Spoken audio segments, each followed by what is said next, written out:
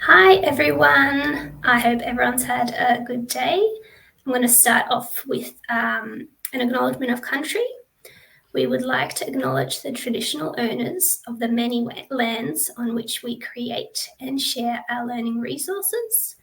We acknowledge the traditional owners as the original storytellers, teachers, and students of the land we call Australia. We pay our respects to elders past and present, and we also extend that respect to all Aboriginal and Torres Strait Islander peoples joining us today.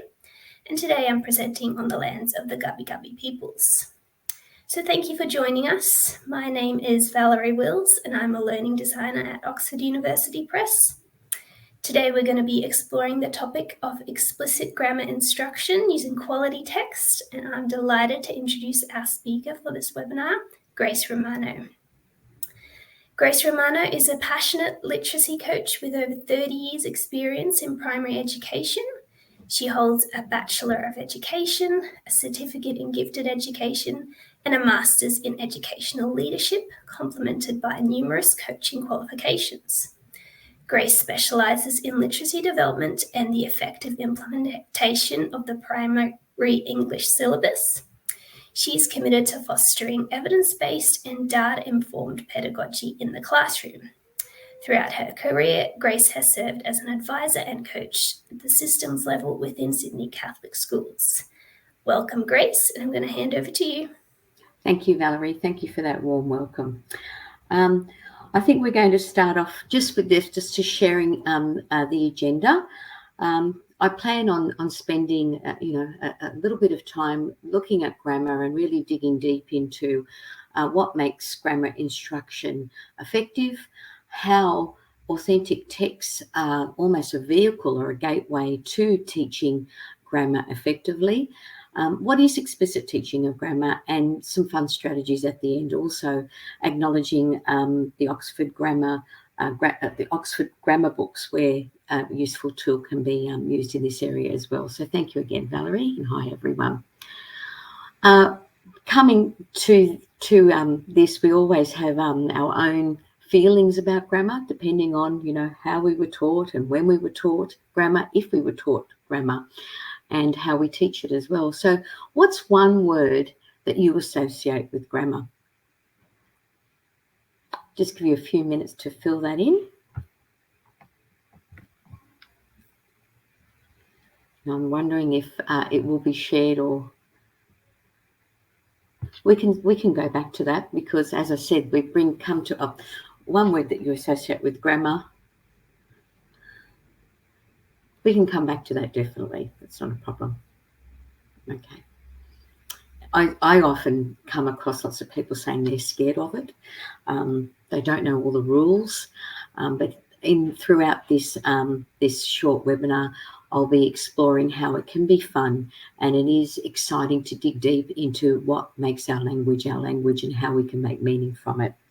So moving right along, I just wanted to give a little bit of an overview of the teaching of grammar and how it's developed over time. First of all, what is grammar? It's a way of describing how the structure of our language works to create meaning within text. It's all about making meaning and comprehension and understanding those finite parts of a sentence and how that word belongs in a sentence through a paragraph and through a whole text enables our students to make meaning. So grammar, and I'm sure most of us who are listening here, is quite important to our work, and some of us can be seen as, some grammar nerds. Some of us tolerate it a little bit more than others, and this is just a little bit of a comic that I found that has a little bit of humour to using grammar in real life. So that's there for your reference. Now, as I said earlier, the development of grammar over the decades has been quite different. If we're looking, from the early to mid-century, that traditional formal prescriptive rule of grammar was really evident in that time, and it was very formal in its intent. And teachers were looking at rote learning, and everything was more or less out of context, and you had to really learn grammar in a very formal, decontextualized way. If you go into the 1960s and 80s, when the whole language movement was apparent in education, grammar was taught almost naturally. Like if it occurred in the text or the literacy devices that you were teaching at the time, you taught the grammar. But there was a little bit of an expression of children were not transferring that grammar to their writing, and there was a little bit of concern during that whole language movement. If you're looking now to the 1990s to 2000, grammar is starting to be taught in context.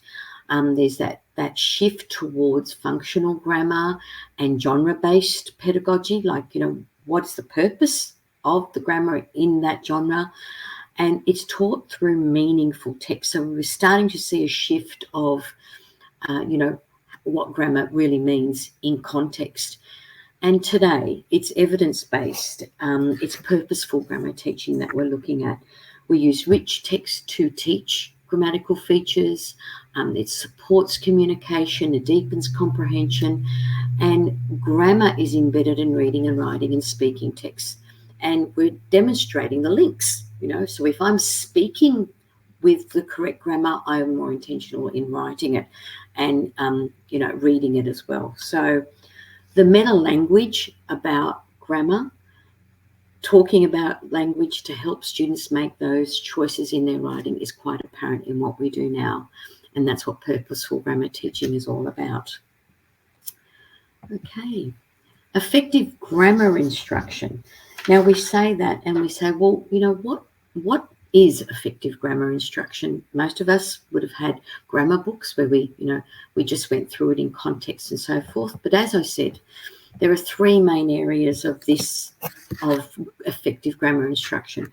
Rich texts, diverse and complex. I noticed that someone was writing in the, question complexity, definitely. That lead to a more complex text to develop an understanding of the language. A variety of reading materials that exposes students to a variety of vocabulary, sentence structure, literary styles, utilising rich texts, in grammar instruction helps students understand language in context. Therefore, it supports their comprehension and analytical skills, like what is the author trying to tell me? Why has the author chosen those grammatical features to enhance my meaning of the text? Oral language, as we know, oral language development is so important in teaching grammar. It engaging students in speaking and listening tasks foster their understanding of language structures and their uses. And storytelling, through crafting and analysing stories, students learn about language. I'm going to dig a little bit deeper in those three areas. So, rich text, that whole notion of explicitly and systematically teaching through rich texts, in context, because that's where we make meaning, making visible how language functions to construct meaning. So why has the author decided to use those language functions to support making meaning? Integrated in reading and writing, so the reciprocity between reading and writing. So when I'm reading something, I'm thinking about what the author has done, the choices they have made in their language. So then when I'm writing something, I replicate the author's intent, and I become much richer in the grammar that I use in my own writing. So rich texts, developing oral language. The more we develop the oral language through grammar, it promotes sophisticated oral responses in speaking and in writing. If we can discuss language choices and their effects, again, why has the author chosen to, write that way? Why has the author chosen to structure the sentence that way, the intended words, the paragraph, and so forth? And I can discuss why and the effect it has on me as a reader, and then in turn as a writer. It improves vocabulary. So the more we use and immerse our students in the different word choices that an author makes and developing those oral language strategies, it improves the students' vocabulary.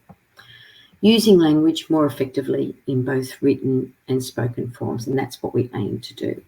So they're the two key areas. Storytelling, a favourite of mine. It links beautifully with rich texts, obviously, but with our knowledge of storytelling, we understand that, grammar, sentence structure, and all the cohesive ties that are required to make a story flow is evident in a story. So learning how language works through the understanding of the grammar choices that the author has made. Stories model how authors use grammar purposefully, and again, then intentionally, I would be using that as in my writing, the reciprocity of both. So the three key areas of explicit teaching of writing. We talk about authentic texts as a gateway to grammar. Text selection is critical when teaching grammar because the quality, the structure, and the purpose of the text directly shapes how grammar is noticed, understood, and transferred by the students. So they need to be able, the quality and the structure and the purpose needs to be intentionally shared and unpacked. So then the students know why, and they can notice it and they understand it and they can transfer it. It's hard because there are so many wonderful texts to choose from. So I'm going to share with you a little bit later on some frameworks that we can use to support us in selecting those texts. Selecting texts that support grammar instruction, foster oral language development, and facilitate the transfer of knowledge between reading and writing. And this is crucial in everything that we do. The research by Ewing and Callow and Rushton suggests that literary texts for the use in the classroom should have the following characteristics. I'm sharing this with you because it really does align with our understanding of teaching grammar and how they can be used. So, real and not controlled language, making sense beyond sentence level. So I like to think of that as texts that open up the world for the children, but they're real and it's not controlled or contrived language in the text. Rich in words and or images, multi-layered in meaning, intellectually challenging. I like to explain that also is it's in the outer realms of the outer ream of the zone of proximal development. We want it so it's accessible for the students to understand the grammar that it's used, not overstepping that where it's not accessible for students. It evokes a range of communities, cultures, and worlds and ways of being. So it's inclusive. It's provocative of emotional responses and beautiful alignment with the type of words and sentence structures that the author has intended to evoke those feelings through the word choice that they've selected, and of course aesthetically pleasing. So I like to look at that as a wonderful sort of first-hand guide to what selection of texts I can choose. Choosing rich, authentic texts. Beverly Deriawanka, a grammar specialist, I'm sure you've all heard of her. I love the way that she suggests that the text becomes the lens through which students learn how grammar make meaning. So it's the lens to making meaning. So the text selection is really, really important. Opt for high quality literature and that naturally showcases grammar and context. Obviously, you're informed by what you're specifically teaching through the syllabus, and then choosing the text that would support that teaching is imperative. Such text provides models of language, making grammatical structures more engaging and purposeful for the students. Incorporating oral language activities. As we know, reading and writing surrounded by rich oral language strategies and activities are so important in our everyday teaching, specifically so for the teaching of grammar, because selecting texts that lend themselves to oral language activities like storytelling, discussions and role-playing, but also really understanding, again, word choice, grammar choice and so forth of the authors is imperative. And I'll go through a few activities at the end of the webinar that will unpack that a little bit further. Facilitate reading and writing connections. So use text that allows students to analyse language features and then apply them in their writing. This approach reinforces grammar instruction and encourages the transfer of knowledge between reading and writing. That reciprocity of both. I like to, when I'm in the classroom, I like to share, I'm an author now, and this is how I'm writing because I want to evoke this meaning, and these are the grammatical features that I'm using. And now I'm a writer, so I'm going to change my hat, but still have the same intention. Support language comprehension skills. Choose texts that build background knowledge and vocabulary, which are essential for reading, comprehension and writing. The mental model is a beautiful segue into understanding, again, the grammatical choices of that to build comprehension. Aligning text with learning outcomes, it goes without saying, so ensure that the texts that you select align with the specific grammar and language development goals. In a nutshell, grammar in context is more meaningful, and you would know that yourselves. It makes sense when you're reading and it's part of a story and you're understanding the author's choices. When grammar is embedded in authentic text, students see how authors use language purposefully to describe, to persuade, to entertain and inform. Grammar is a tool for communicating meaning. And I think if we share that with the students and share that love of, what is the author trying to communicate with us, it does transfer into their writing. Exposing the students to a variety of sentence structures, rich texts, different types of texts, different, punctuation, different structures of sentences and so forth. But it supports analysis of that text, like why has the author done this? And it also supports comprehension, which is our end goal. The transfer between reading and writing, well-selected texts model this. And you should see the transfer and the reciprocity between the reading and the writing. It supports differentiation and engagement, selecting texts that are age appropriate, that are culturally relevant, engaging, ensuring that the students, it resonates with them, that grammar, they understand it through all those things. So aligning text. So in a nutshell, that's our text selection is quite important in that area. Also, the New South Wales Curriculum Education Standards Authority have also given us a list of text requirements. I'm sharing this with you, and I'm sure each of your states and your curriculum bodies have a very similar thing, but the New South Wales Curriculum Authority has provided us this list of text requirements that say that it builds skilled reading, provides opportunity for dialogue, stimulates vocabulary development, builds language comprehension, access text beyond their reach. So it's, out of their zone of proximal development with the correct scaffolding, develops reading as pleasure, because that's what we want. We want our children to read and read a variety. Builds imaginative, creative and critical thinking, the highest form of thinking.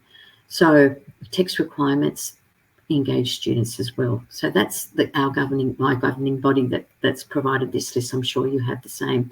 Again, provides models of good writing, and that reciprocity of reading and writing supports that. Explore life from different times and cultures, building background knowledge and vocab in those times as well. Build social skills. Communication in the end is key to what we're doing, and building community skills and so forth. So text requirements, again I said, it's a little bit challenging to find the correct text. I'd like to highlight the fact that it was purposeful selection of the texts that were used in Oxford Grammar. We purposefully selected texts from all genres, excerpts of texts from wonderful well-known literary scholars, and also texts that we're aware of. So, for example, Matilda, and we have wonderful Indigenous examples. And we've also created some texts that align perfectly with the teaching explicitly of the grammar that was highlighted in that time. So use these books as a reference as well to support your text selection. And again, the text requirements there cover all those different types: novels, poetry, Australian, classic, contemporary, other countries, and so forth. I'll leave that list there for you to read. Okay, we're looking at explicit teaching now. Sorry, before I go on with that bit, I'll just go back to there. I want to quote also research as well. Well, lots of research aligning the careful text selection is not just about teaching rules. And I like to look at it, it's about choosing the right vehicle to help students see grammar as a living, purposeful element of communication. See it as a vehicle to communication. And I live by that sort of saying in my mind, because in it supports me in selecting the right text as well. So next section, we're looking at, just move that across, explicit teaching. What does explicit teaching of grammar look like? I've used these 4 principles to support my my discussion on this. Learning objectives, or the learning outcome, and the content point that sits beautifully in all our syllabi. Direct instruction and explicit teaching. There are wonderful pedagogical models that adhere to this and support our work. I'll be looking at Rosenshines and the gradual release of responsibility in a short while to support us in that. Targeted practice through the gradual release and through other pedagogical practices, but targeted practice through the learning objective and direct instruction, and of course feedback. So we'll move along. Again, here I am showing you an example of quality text and how the think aloud strategy could be used within your shared reading experience with whatever process that you use within your classroom. The gradual release of responsibility model, I'll be going through that as well, and Rosenshine's principles of instruction. So practices and pedagogies that support direct instruction. So the think aloud strategy. The think aloud strategy involves teachers verbalizing their thought processes during a task, making the invisible act of thinking visible to students, building their metacognition and understanding. Again, using rich texts, excerpts from Oxford Grammar will support you beautifully in this. The approach aligns with the Rosenshine's principle of providing models and worked examples to aid student learning. By articulating the reasoning behind grammatical choices, teachers help students develop their understanding of why that choice was made. So by directly unpacking, I wonder why the author chose to write like that. I wonder why, or is this subject-verb agreement? So structuring your lessons in your think aloud to really focus on the teaching of grammar. Rosenshine's principles of instruction, that daily review, the beginning lessons with, a brief review of previously covered grammar topics to reinforce learning and aid retention. So a wonderful process within this pedagogy.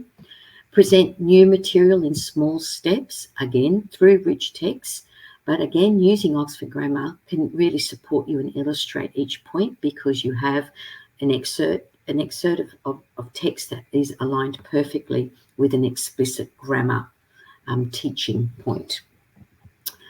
Use example sentences from the series to demonstrate correct grammar usage, discussing the structure and choice of words. So it's very, very clear that it aligns perfectly with pedagogical practices. It guides student practice in practicing the new concept. It provides teachers with a guide. I've got this, and now I can just keep practicing it throughout the Oxford Grammar or through other selected texts as well. Check for student understanding. There's obviously comprehension questions, because cohesive ties and grammar are all part of making a mental model to support students in comprehending a text. Next, pedagogical sort of practice. Yes, pedagogical practice, the gradual release of responsibility, where we're scaffolding learning. The I do, the teacher modelling and introducing a new grammar concept, and explaining the rules and demonstrating their application. So there's I do, I'm showing you how I read that text, and I'm showing you what I'm thinking through my think aloud. We do, where students and teachers do this together. So we're practicing the process. But there's also that very, very important part where we tend to skip that you do together, where it's collaborative practice, where we're practicing together and we're understanding why, how the grammatical choices are helping us make meaning. And then they do it alone, and hopefully that transference happens through comprehension of reading, but also through writing. Okay. Fun strategies to bring to the classroom. When we associate grammar, we often associate grammar, with rules and correction. But when we shift our focus to how grammar helps students express ideas, shape meaning, and engaging readers, it becomes a much more dynamic part of teaching. So it's fun and purposeful strategies don't just increase student engagement, but it helps make grammar stick. So by making it fun and engaging, and through quality text, having an explicit, learning intention and success criteria, the world is your oyster through these fun activities. I'm just going to briefly go through some examples of what that could look like in your classroom. There are grammar games galore.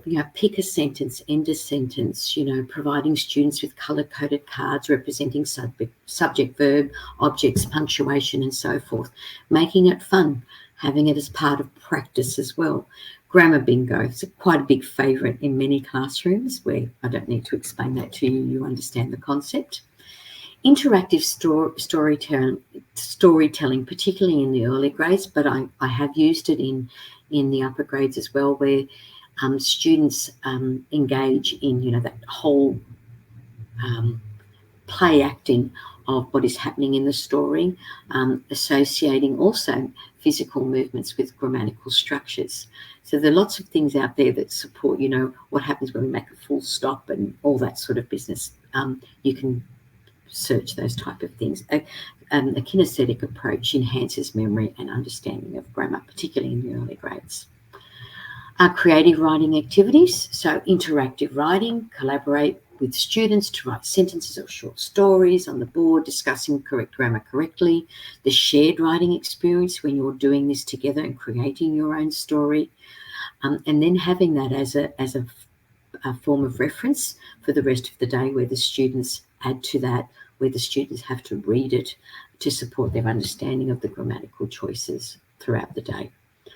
Artistic grammar projects where, the students create collages to represent different parts of speech or grammatical concepts using images and words from magazines or drawings. The visual representation aids in understanding and retention. Grammar skits assign students roles in short skits that emphasise specific grammar structures. Performing these skits helps students internalise grammar rules through practice and repetition. Part of those pedagogical principles that I shared with you earlier, particularly in Rose and Shines, that works beautifully. Grammar Jeopardy, I don't need to tell you what that is as well. A quiz game, always fun, particularly in the older grades. Grammar charades, again, well versed, but have we ever thought about it in using grammatical concepts, for example, parts of speech, students taking turns acting out the concept without speaking and so forth. You can get quite creative in this area. Provide students with colour. I said that earlier. I don't know why that's there again, but anyway, same thing. Grammar puzzles and story starters with a grammar focus and ending that story and so forth.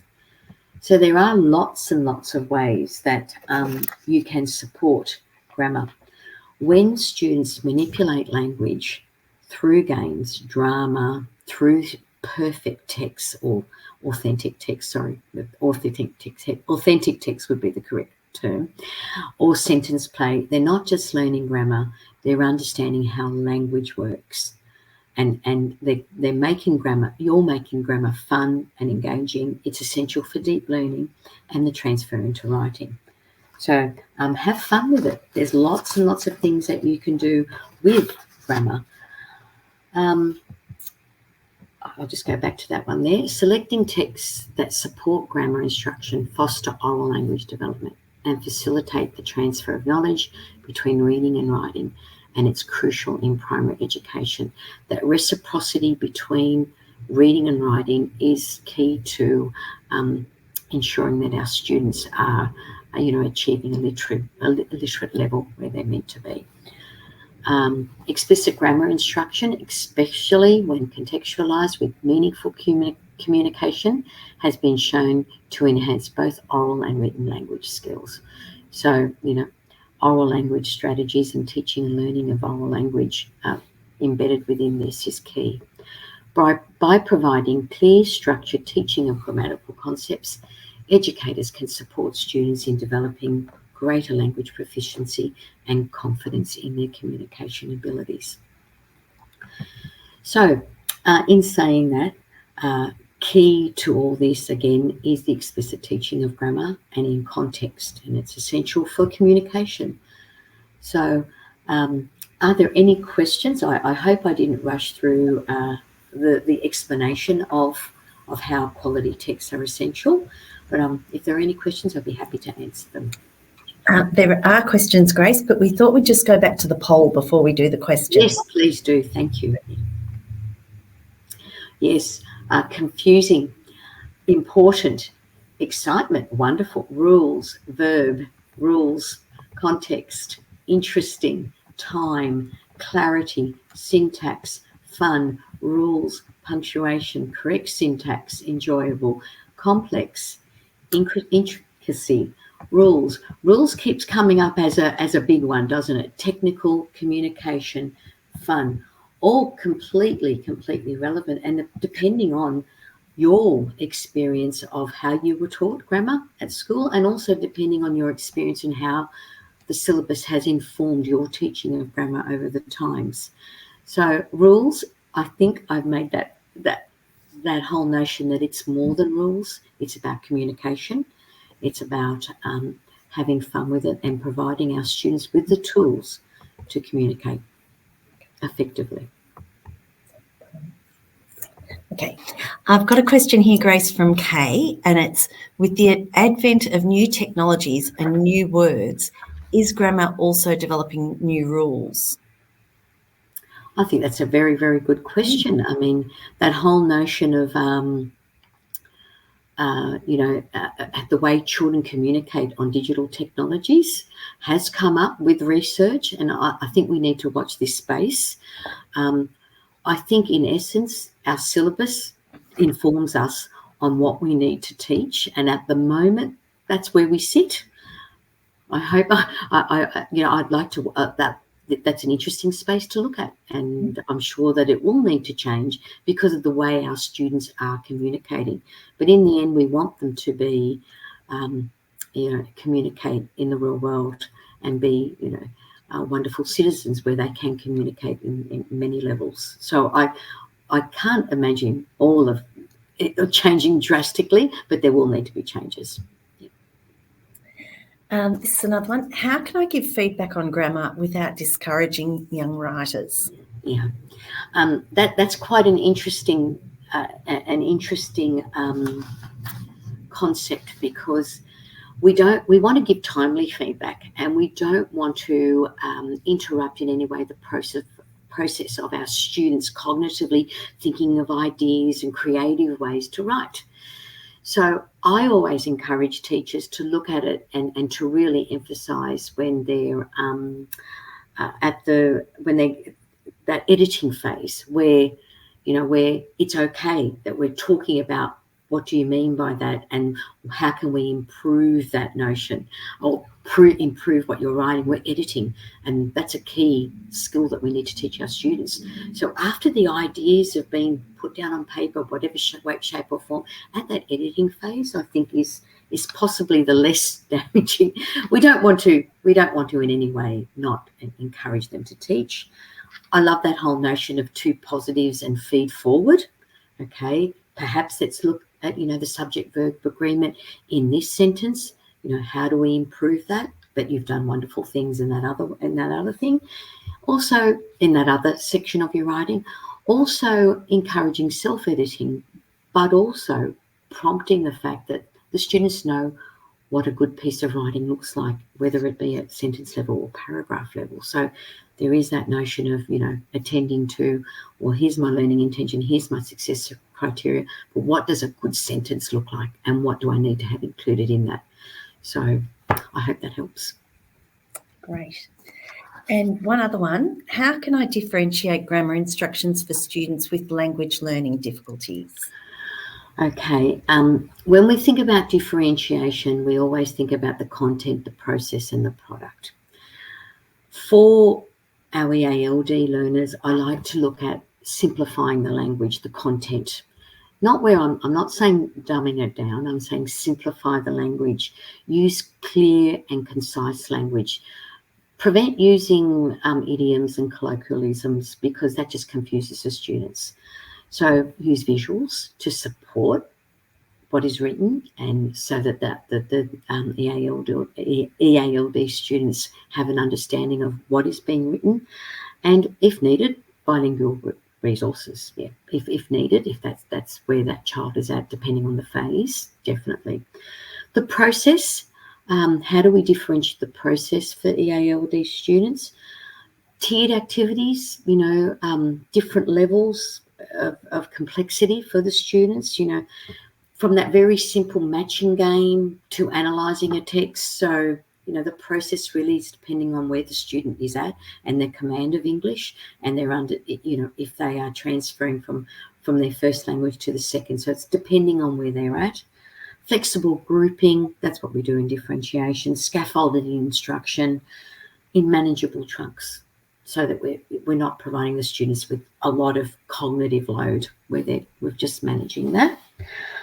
Consider also alternative assessment. How can I gauge what the student has learnt and what they understand?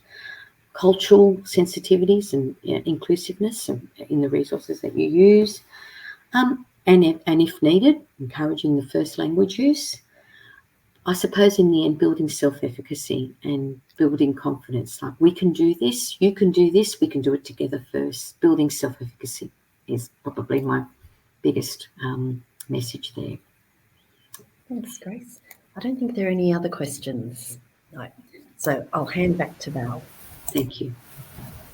Great. Well, thank you so much for that wonderful information, Grace. Thank you.